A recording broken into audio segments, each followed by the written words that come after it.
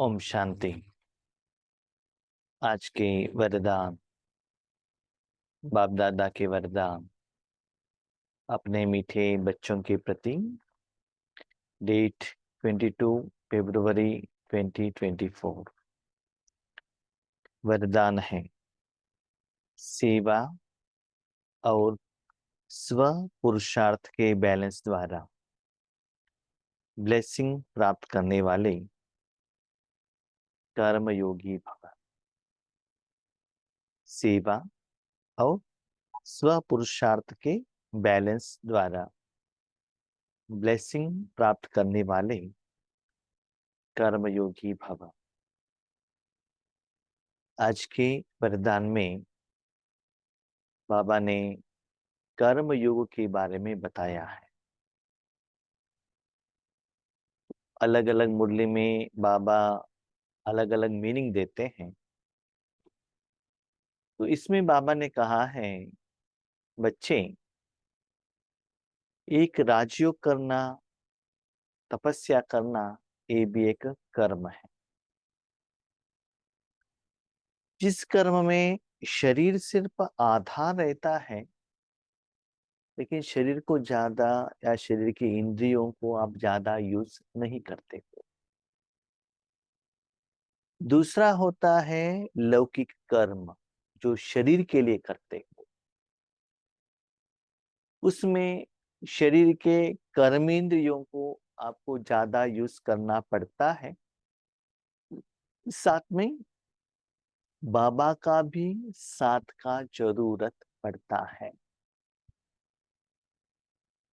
तो फर्स्ट जो सेवा रहती है, भी समझ लीजिए, आप योग पर बैठे हैं तो वो भी एक कर्म है। तो कर्म इंद्रिय तो चाहिए, लेकिन उस समय आपको बाबा का याद की तरफ ज्यादा अटेंशन रखना पड़ता है। और शरीर का जो साधन है ना, आंख, कान, ये जो दुनिया की जो भी चीज दिखता है, साउंड, उसके तरफ ज्यादा अटेंशन रखने का जरूरत नहीं रहता। लेकिन जब कर्म क्षेत्र पर आते हो, भले माताएं अपने घर में कर्म करते हैं या भाई लोग ऑफिस में करते हैं, बिजनेस में करते हैं, उस समय आपको कर्म के तरफ ज्यादा अटेंशन, आत्मा का शक्ति कर्म के तरफ रखना पड़ता है। और बाबा के साथ जो कनेक्शन है योग, वो थोड़ा कम रखना पड़ता है।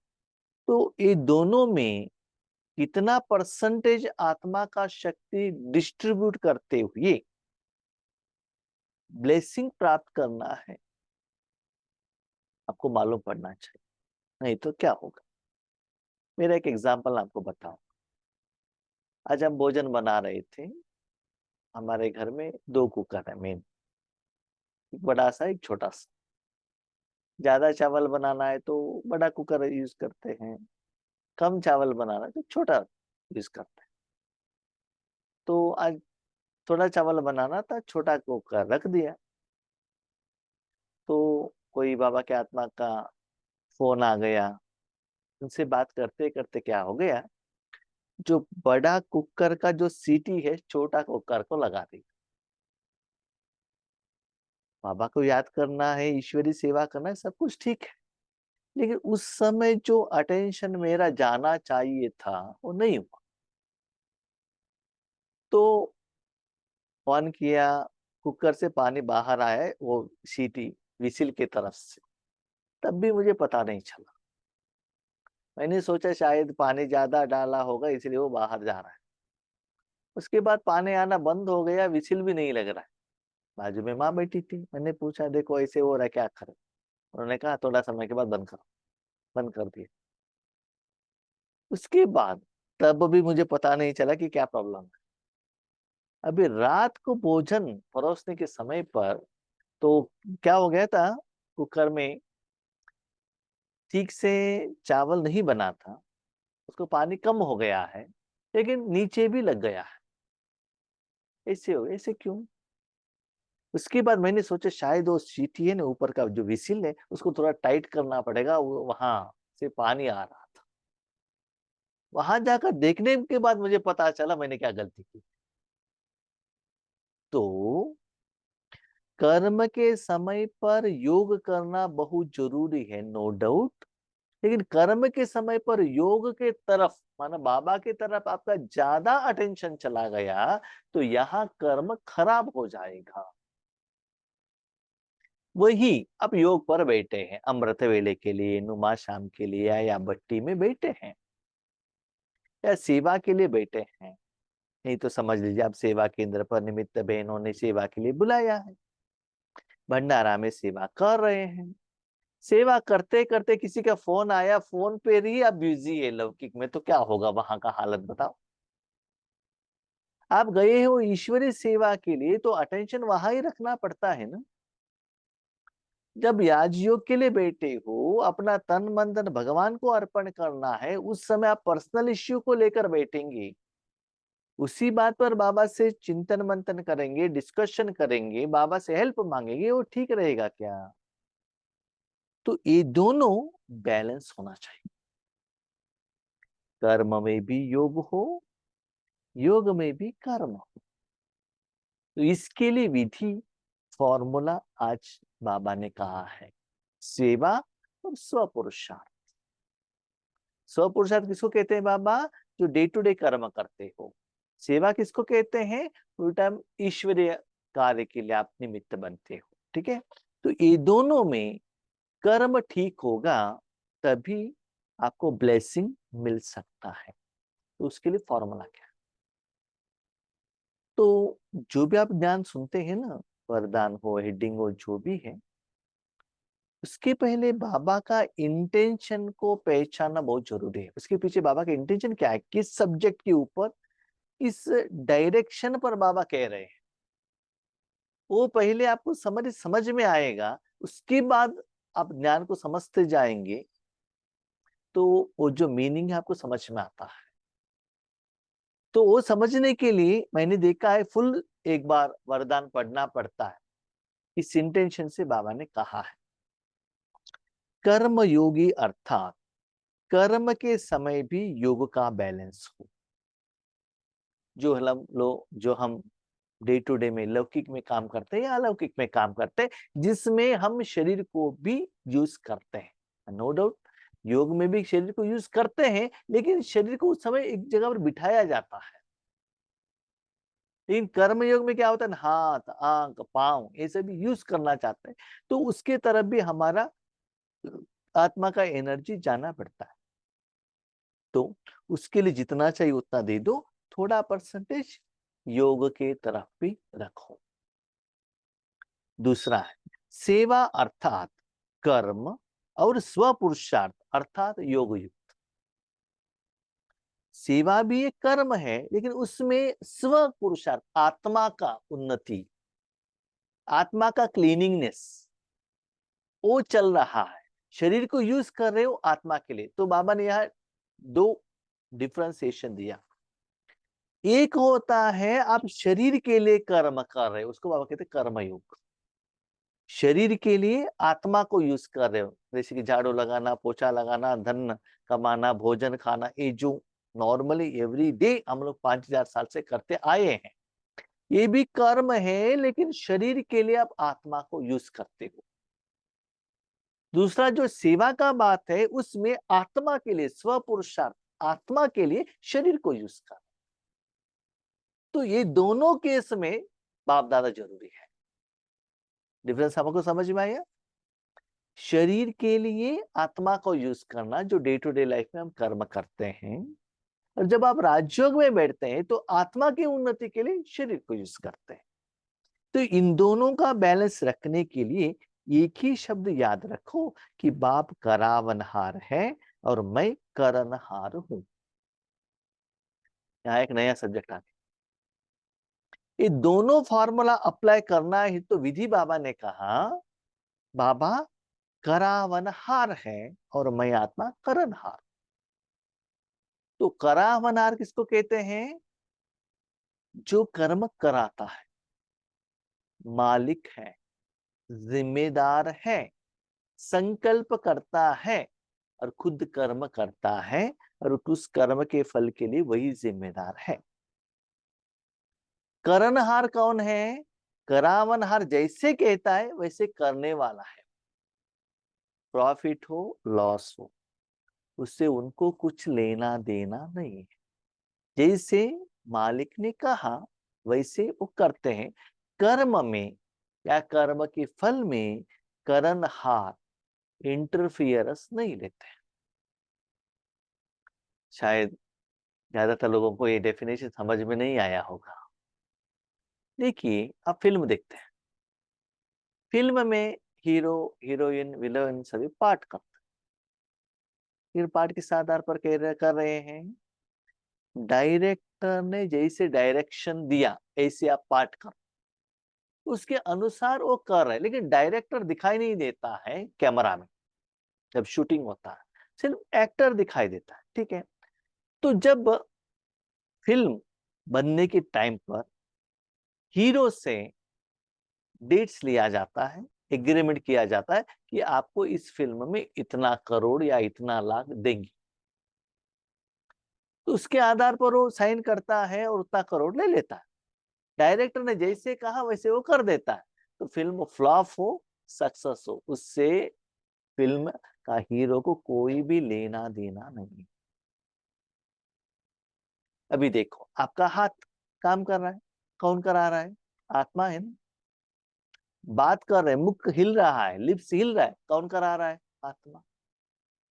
कान सुन रहा है। अभी कार ड्राइविंग हो रहा है, एक्सीडेंट हो गया, कार को कुछ होगा नहीं, ड्राइवर को होगा ना। कार डैमेज हो गया तो गैरेज को लेकर जाना पड़ेगा ड्राइवर को, ड्राइवर को अपने पर्स से धन देकर वो कार को ठीक करना पड़ेगा। उस कार को न दर्द होगा न खर्चा करना पड़ेगा, लेकिन वो जो कार है ना ड्राइवर के हिसाब से चलता। इसलिए बाबा ने एक विधि बताई, बच्चे भाई कर्म करते बाबा को याद करना है, बिंदु है, मन को लगाना है, इसे भी हम अभी तक करते थे। अभी बाबा ने एक बात कही, करावनहार मैं हूं, माना प्रकृति के जगह पर बाबा को बिठाओ, कार में ड्राइवर की सीट पर बाबा को बिठाओ और आप साधन बन जाओ, बस। अभी आप सोचते होंगे कि हम साधन कैसे बने, कि बाबा कहते उस समय संकल्प नहीं करना है। तो बाबा कहते जो भी कर्म है ना बाबा को बताओ, बाबा ऐसा है। उसके बाद इस स्मृति में कर्म करो, बाबा कर रहा है, बाबा कर रहा है, बाबा कर रहा है। कैसे? एग्जाम्पल, हम यहाँ कंप्यूटर के आगे बैठते हैं 8:38, जब योग स्टार्ट होता है हम बाबा को कहते बाबा आप आकर आगे वाले आपके बच्चों को ज्ञान सुनाओ। बाबा को जिम्मेवारी दे दिया, एक कर्म आपको करना है। तो बाबा पूछता आप क्या करते हो? ये बाजू में चुपचाप बैठकर आप जो ज्ञान सुनाते हो ना मैं सुनता हूँ। तो भ्रकुटी में बाबा आए हैं ऐसे समझकर, इस स्मृति में कर्म करते हैं। तो कर्म होने के बाद कोई कहते भाई जी आज क्लास तो बहुत अच्छा था। बाबा थैंक यू, आपने क्लास बहुत अच्छा किया। कोई कहते हैं आपको ऐसे क्लास नहीं करना चाहिए था, ये आपने गलत कहा, ये इसको ऐसे कहना चाहिए था। हम बाबा को कहते बाबा देखो ये बच्चा ऐसे कह रहा है, क्या है मुझे मालूम नहीं, आप जानो वो जाने। तो गायन के लिए भी बाबा जिम्मेवार है, उन्होंने डांटा तो भी बाबा जिम्मेदार है। मेरा काम क्या है?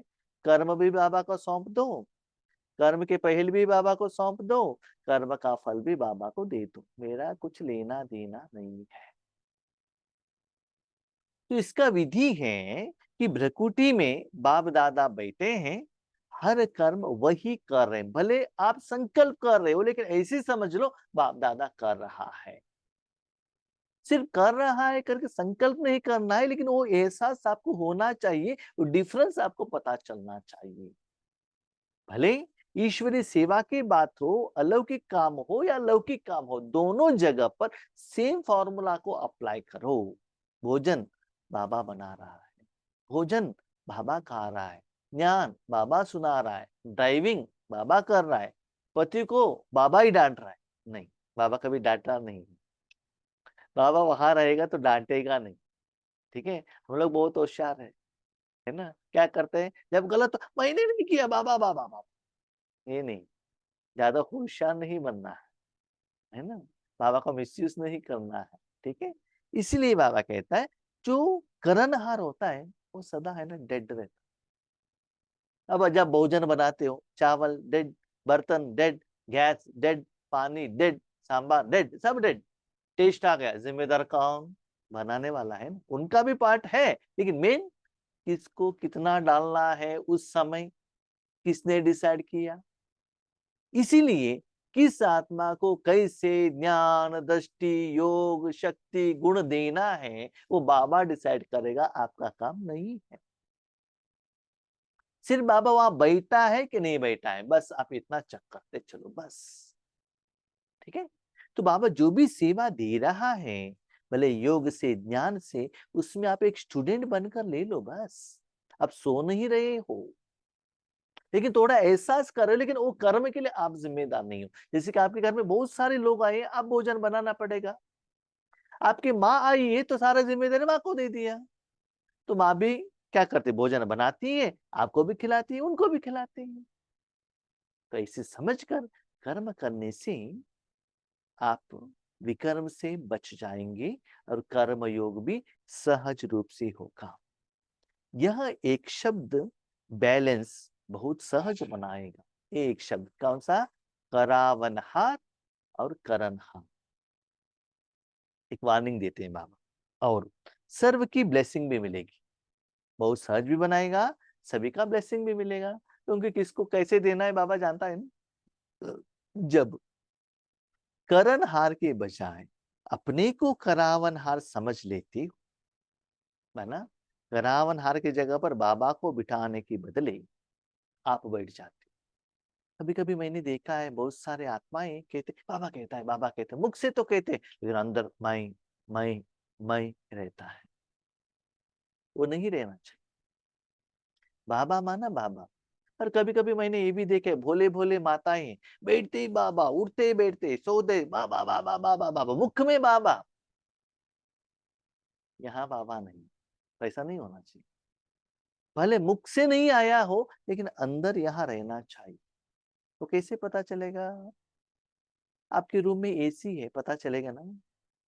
गर्मी है, पता चलेगा ना। किसी बाबा वहां है तो सप्त गुणों का एहसास आपको होगा, हर कर्म में सफलता का एहसास होगा।